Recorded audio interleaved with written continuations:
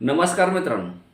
दुधात होणाऱ्या भेसळीमुळे खऱ्या दूध उत्पादकांचे खूप मोठे नुकसान होत असून या भेसळयुक्त दुधामुळे खऱ्या दूध उत्पादकावर काय परिणाम होतो याबाबत आज आपण पाहणार असून राज्यात सध्या 2 कोटी ते 2.25 कोटी लाख लिटर इतके राज्यात दुधाचे उत्पादन असून यामध्ये प्रत्यक्षात फक्त 1.25 कोटी हेच फक्त शेतकऱ्याकडून म्हणजेच दूध उत्पादकाकडून दुधाचे उत्पादन होत आहे.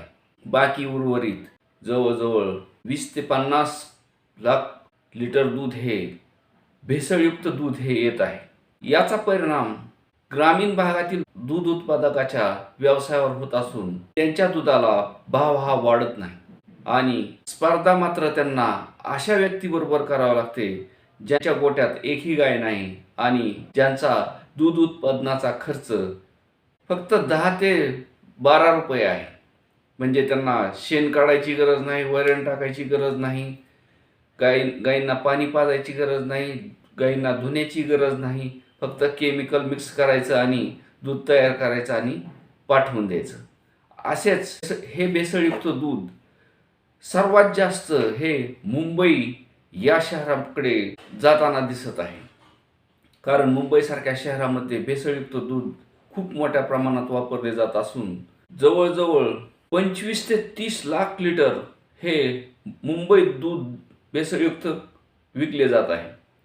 या अशा परिस्थितीत आणि या अशा भेसळखोरीमुळे ग्रामीण भागातील दूध उत्पादकाचे मात्र खूप मोठ्या प्रमाणात नुकसान होत आहे. कारण त्यांना या भेसळयुक्त दुधामुळे योग्य भाव मिळत नाही आणि त्यांचे आर्थिक नुकसानही होते. जर 100% महाराष्ट्रातले किंवा भारतातले भेसळयुक्त दूध हे बंद केले तर आजच्या घडीला 100 रुपये प्रति लिटर भाव हा दुधाला नक्कीच मिळेल. पण एकटे तुकाराम मुंडे हे सर्व महाराष्ट्रात किंवा भारतात अपुरे पडत आहेत. कारण तुकाराम मुंडे यांची नियत जरी चांगली असली तरी जे खालच्या लेवलचे अधिकारी आहेत ते मात्र खूप भ्रष्ट आहेत.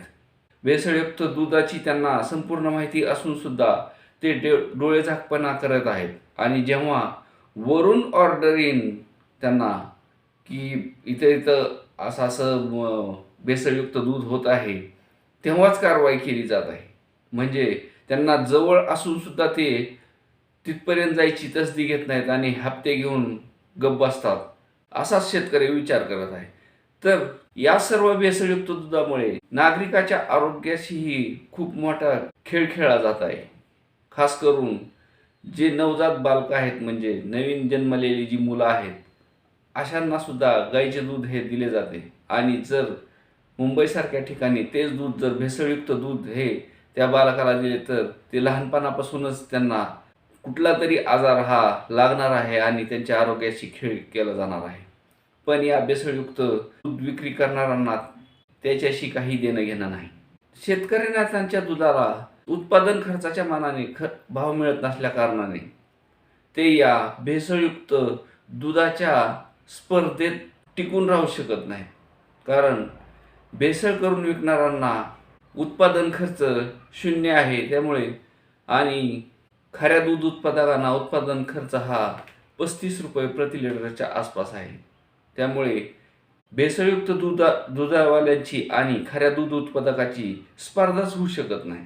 त्यामुळे दूध उत्पादकाचे गोठेचे गोठे हे बंद होताना दिसत आहेत आणि भेसळखोरांना मात्र मोकळे रान मिळत आहे.